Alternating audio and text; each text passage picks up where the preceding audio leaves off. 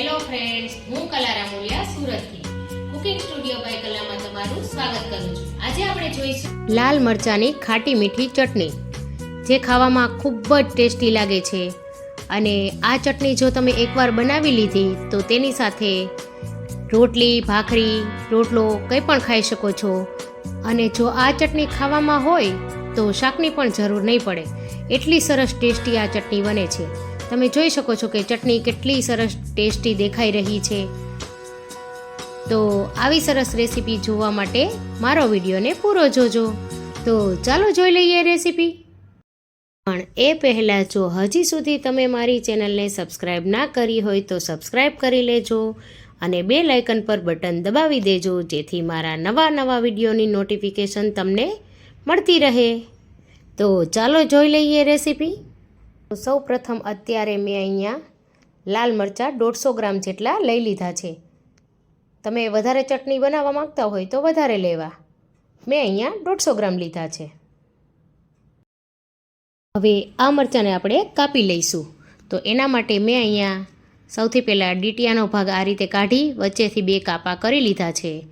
અને ત્યારબાદ આપણે વચ્ચેથી તેના બીજ કાઢી લેવાના છે. બીજ બધા જ કાઢી લઈશું, કેમ કે આ મરચાં તીખા હોય છે.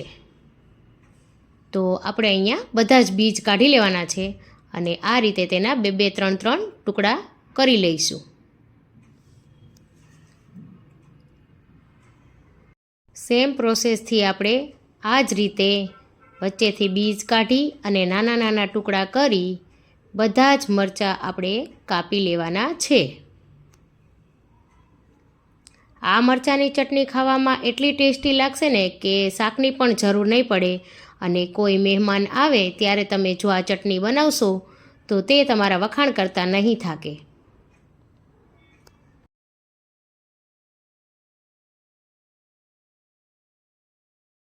તો મેં અહીંયા બધા જ મરચાંમાંથી બીજ કાઢી તેના નાના ટુકડા કરી સમારી લીધા છે. જ્યારે પણ આપણે મરચાં સુધારીએ ત્યારે આપણા હાથમાં ખૂબ જ બળતરા થાય છે. તો તેને દૂર કરવા માટે એક ટીપ છે કે ગોળને હાથમાં થોડો ગોળ લઈ અને રગડી લેવો, જેથી તમારી હાથની તીખાશ દૂર થશે અને બળતરામાં રાહત મળશે. હવે મેં અહીંયા એક મિક્સર જાર લઈ લીધું છે, તેમાં આપણે કાપેલા મરચાં ઉમેરી દઈશું. હવે તેમાં એક મોટા લીંબુનો રસ ઉમેરી દઈશું.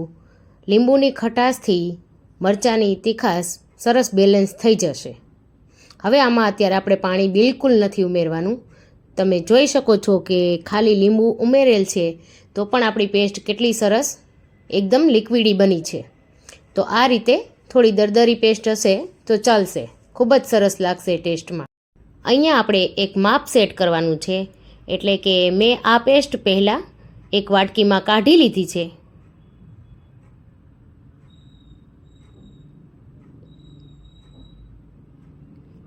તો તમે જોઈ શકો છો કે અહીંયા મારે પોણી વાટકી જેટલી પેસ્ટ બનીને તૈયાર થઈ છે. તો તેના જ માપથી આપણે ખાંડ ઉમેરીશું. જેટલી આપણે પોણી વાટકી જેટલી આ પેસ્ટ બની છે તેટલી જ સામે આપણે તેમાં ખાંડ ઉમેરવાની છે. જો તમને વધારે તીખાશ પસંદ હોય તો તમે ખાંડનું પ્રમાણ થોડું ઓછું લઈ શકો, પણ આ મેં માપથી તમે જો ચટણી બનાવશો તો ખૂબ જ સરસ ટેસ્ટી બનશે.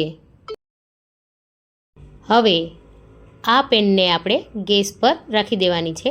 ગેસની ફ્લેમ અહીંયા આપણે મીડિયમ રાખીશું અને આપણે તેને થોડીવાર માટે સતત ચલાવીશું, જેથી કરી ખાંડ સારી રીતે ઓગળી જાય.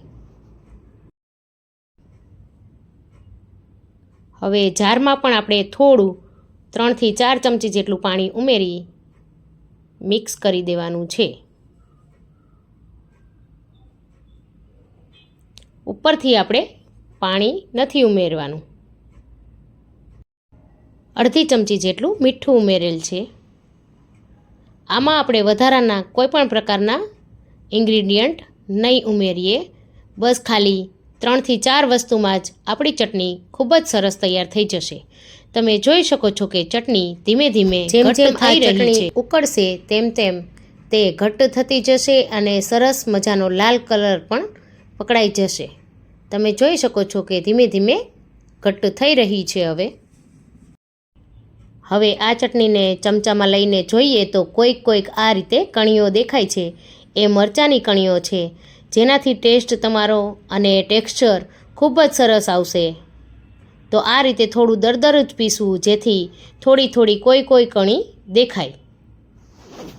એકદમ ચટણી લીસી ના બને. અને સાઈડની કિનારી પરથી પણ આ રીતે થોડું લેતું જવું. હવે ફક્ત 5 જ મિનિટમાં તમે જોઈ શકો છો કે ચટણી આપણી સરસ ઘટ્ટ થઈ ગઈ છે આ રીતે. તો હવે આપણે ગેસની ફ્લેમ બંધ કરી દેવાની છે.